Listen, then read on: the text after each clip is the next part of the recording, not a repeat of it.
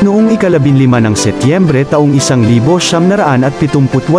tinalo ni Muhammad Ali, na minsan nagsabi na, he could float like a butterfly, sting like a bee, si Leon Spinks sa Louisiana Superdome sa New Orleans upang mabawi ang WBA heavyweight title at ipagiganti ang kanyang split decision loss kay Spinks noong una nilang laban.